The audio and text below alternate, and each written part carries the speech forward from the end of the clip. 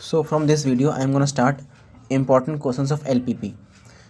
So मैं 4 बातें बताने जा रहा हूँ। पहली बात, इस तरह के जो क्वेश्चन आते हैं ना कि एक टेबल पहले से गिवन होती है, फिर पॉइंट्स में होता है ना, ये क्वेश्चन बहुत इंपॉर्टेंट है।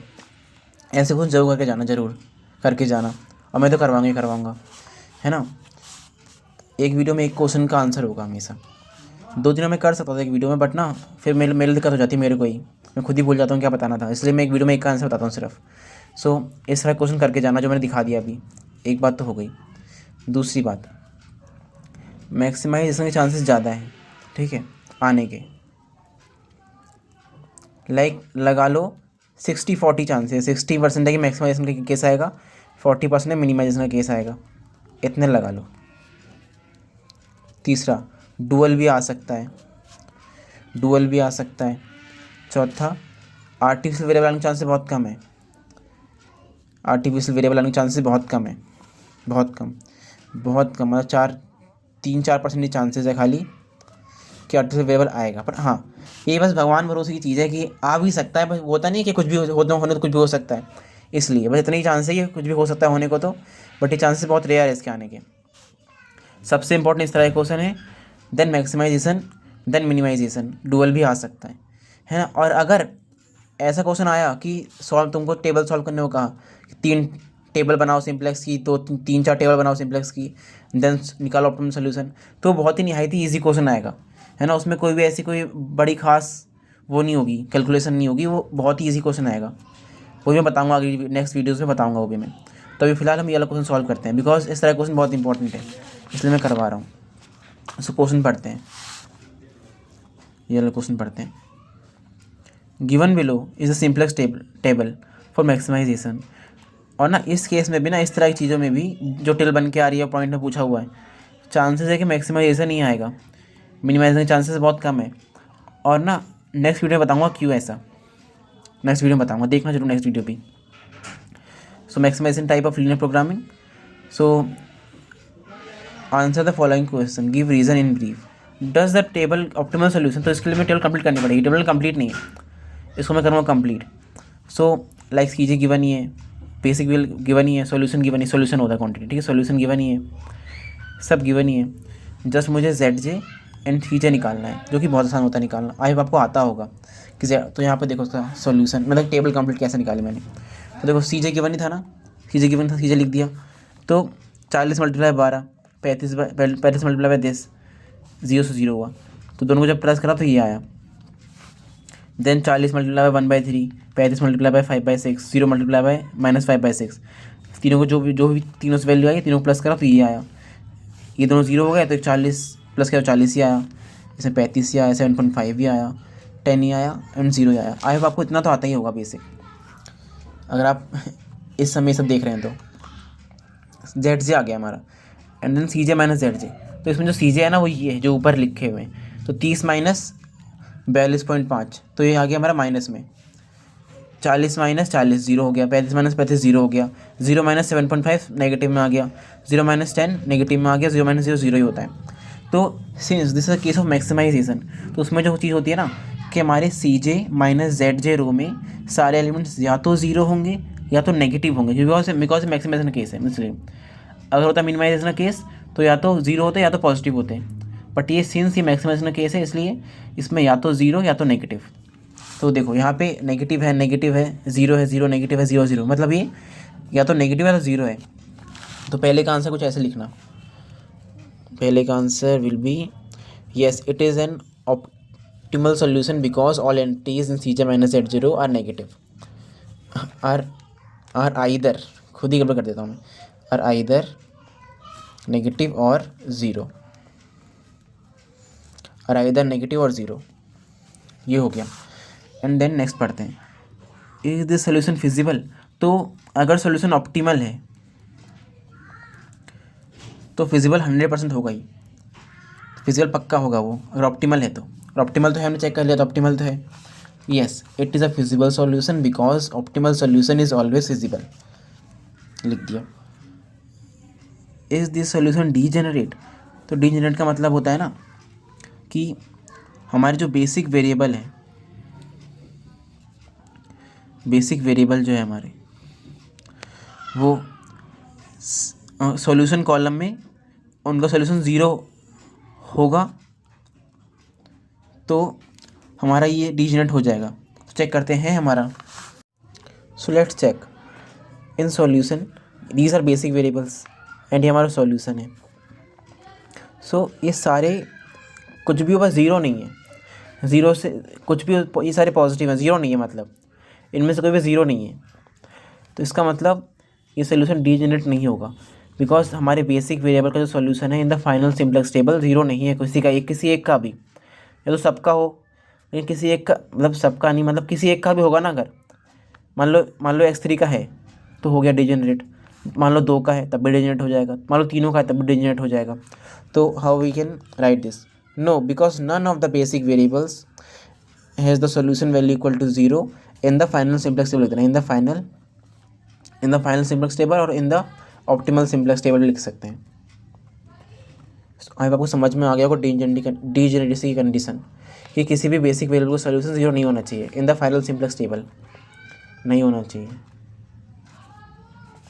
तो let's see further, does the solution have alternative solutions? If so one such solution. So alternative condition होती है ना कि हमारे CJ माइनस ZJ रो में जो भी नॉन बेसिक वेरिएबल है, बेसिक वेरिएबल तो ये रहा x2 x3 एंड S3, ये तीनों हमारे बेसिक हैं। तो जो ये नहीं है वो सारे नॉन बेसिक हो गए, मतलब हमारा S1 नॉन बेसिक है,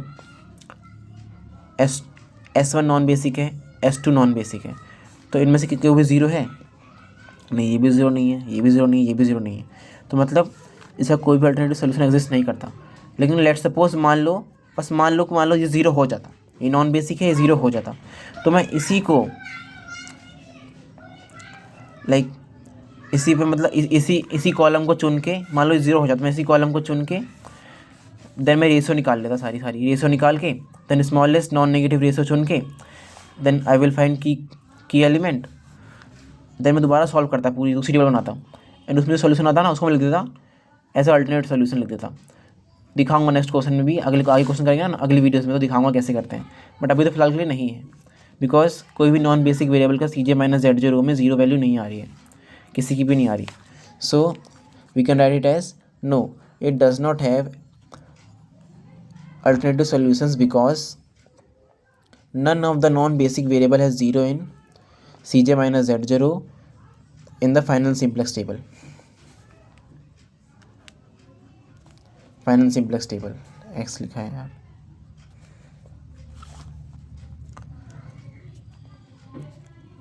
If S1 is a slack in machine A, S2 is a slack in machine B, and S3 is a slack in machine C, which of these machine is being used full capacity when producing? देखो slack है, जब भी full capacity question आ जाए ना और case हो maximisation में, जब भी केस हो और स्लैक आ जाए तो देखना सोल्यूशन कॉलम को S3 की वैल्यू, मतलब S3 किसका, S3 है हमारा मशीन C का, तो मतलब इसमें कुछ ना कुछ कैपेसिटी अनयूज रह जा रही है बिकॉज स्लैक है ना, ये कुछ ना कुछ कैपेसिटी इसमें अनयूज रह गई, तो हम इसको फुल कैपेसिटी भी यूज़ नहीं करेंगे। कितनी कैपेसिटी है? 15 है, 15 यूनिट हमारी अनयूज रह गई, तो इसको अब इसको यूज़ नहीं करेंगे हम, फुल कैपेसिटी मशीन C को यूज़ नहीं करेंगे। लेकिन S1 S2 कहाँ है? वो तो है ही नहीं, मतलब वो ज़ीरो हो गए, मतलब उनमें कोई भी चीज़ वेस्ट नहीं हो रही है, कोई भी स्लैक नहीं आ रहा उनमें, तो हम उन दोनों मशीन को यूज़ करेंगे फुल कैपेसिटी पे। So let's see, machine A and machine B are being used to full capacity because value of slack variable S1 S2 is 0 in the optimal simplex table, because कोई भी इसमें wastage slack नहीं आ रहा है ना, slack मतलब wastage जो होती है वो नहीं आ रही कोई भी, इसलिए S1 S2 नहीं, मतलब ज़ीरो है, सोल्यूशन मतलब ज़ीरो हो गया। एंड S3 है, मतलब 15 यूनिट की वेस्टेज हो रही है, तो इसको मैं फुल कैपेसिटी यूज़ नहीं करूँगा, मशीन A और मशीन B करूँगा। अच्छा मान लो ये भी ज़ीरो हो जाता, तो अगर S3 भी ज़ीरो लिख के आ जाता तो हम तीनों को यूज़ कर लेते फुल कैपेसिटी पे, बट अभी तो नहीं आ रहा ना लिख के, तो नहीं करेंगे। What are the shadow prices in the machine of the machines? Shadow price ये रहे, CJ minus ZJ row check करना, इसमें ये चेक करना S1 S2 S3 के, तो 7.5 10 एंड 0 तो लिख देना। मशीन A का 15 बाई तो 7.5 वही हो गया। अच्छा इसमें ना वो लग जाता है मॉडुलस, किसी ने पता नहीं पढ़ा होगा कि नहीं पढ़ा होगा, छोड़ो नहीं बता रहा यार, मतलब नेगेटिव मत लेना, लिख देना पॉजिटिव। जैसे नेगेटिव में लिखा ना, अब नेगेटिव में लिखा, नेगेटिव मत लिख देना क्योंकि प्राइस है ना, ये प्राइस नेगेटिव ना हो सकता है। तो ये पॉजिटिव लिखना, 15/2 रुपीज़ पर आवर साड़ो प्राइस है ये। And machine B 10 and machine C nil.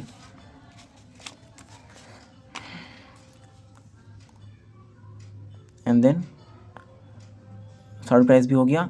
If a customer is prepare to pay higher price for product X1, how much the price is be increase so that the company's profit remain unchanged. अच्छा, अगर मैं मुझे profit unchange है ना, मुझे profit बढ़ाना नहीं है, प्रॉफिट चाहिए अनचेंज। मतलब अगर पहले मान लो मेरा प्रॉफिट P था, तो बाद में भी एक एक्स्ट्रा यूनिट बिक गई, तब भी मेरा प्रॉफिट P ही होना चाहिए, P ही होना चाहिए मेरा प्रॉफिट, है ना। तो मतलब जितनी मेरी X1 की कॉस्ट होगी उतनी बस मैं कॉस्ट मांग लूँगा उससे, बस जितनी कॉस्ट लगी वही कॉस्ट मांग लूँगा कस्टमर से। भाई मैंने 50 से बनाया था तो 50 से मेरे से ख़रीद ले, इससे मेरा प्रॉफिट अनचेंज रहेगा। तो कितनी कॉस्ट लगती है S1 को बनाने में, ये मालूम पड़ता है CJ-Z0 में। तो S1 को बनाने में मेरी कॉस्ट लगी 12.5 की, है ना। मतलब ये कॉस्ट है, ज़्यादा मैंने बनाया तो कितना मेरा प्रॉफिट मेरा कम हो जाएगा, कॉस्ट बढ़ जाएगी बेसिकली। तो ये है मेरा 12.5 रुपये।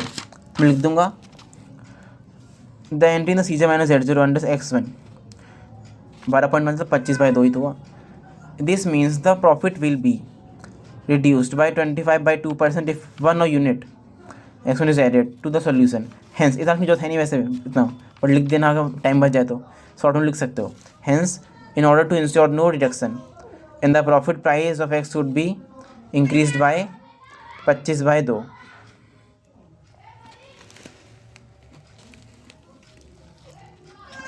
इसको बेसिकली ऐसे समझ लो कि अगर मैंने इसको इतना एक एक्स्ट्रा बनाया तो मेरा लॉस हो जाएगा, तो मैं इतना लॉस समझो इसे लॉस, वो मैंने अपने से बता दिया था पहले, मतलब वो मैंने अपने तरीके से पहले बता दिया था। इसको लॉस समझ लो, क्योंकि मैंने ज़्यादा बनाया तो CJ-Z0 मेरे अच्छा ज़ीरो भी हो सकता है, मतलब ये ज़ीरो भी हो सकता है, बट अभी तो ज़ीरो नहीं है ये, तो ये इतना लॉस हो जाएगा मुझको, तो मैं इतने से प्राइस बढ़ा दूंगा, बस ऐसे समझ लो। जैसे मैंने ऐसे से प्राइस बढ़ा दिया 25/2 से मैंने प्राइस बढ़ा दिया। इसको लिख सकते हैं 12.5 भी। एंड रुपीज़ लगाना मत भूलना, वरना आधे मार्क्स कट हो जाएंगे। एंड देन पढ़ते हैं how many units of two products X1 and X2 are being produced according to the solution, what is the solution। अच्छा, बस इसमें सॉल्यूशन पूछा है, क्या है सॉल्यूशन, क्या है हमारा। एंड आई जी कोई मिस्टेक भी है इसमें, आई गेस कोई मिस्टेक भी है, वरना तीनों का पूछता ना, X1 X2 X3 तीनों का पूछता, तो ना आप तीनों को लिख देना, तीनों को लिख देना, जैसे मैंने यहाँ पे किया है। जैसे X1 तो यहाँ पे है ही नहीं सोल्यूशन में, X1 नहीं, X1 0 हो गया, X2 12, X3 21, सब तीनों को लिख देना ऐसे, X1 0, X2 12, X3 21 and the total profit will be. अच्छा, 12/5 नहीं है ये 1215 है, 12/5 नहीं है, 1215 है, ठीक है। ये 1215 है, ये 12/5 नहीं है, ठीक है, 1215 है। तो इसमें मैंने दिक्कत भी बोल दी, कोई दिक्कत नहीं है।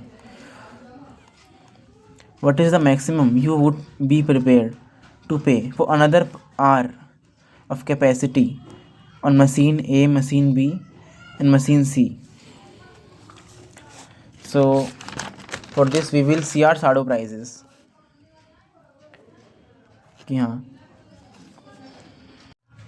so for this we will see our shadow prices because shadow price is simply means कि हम कितना एडिशनल पे कर सकते हैं अगर हमारा एक बढ़ जाए तो।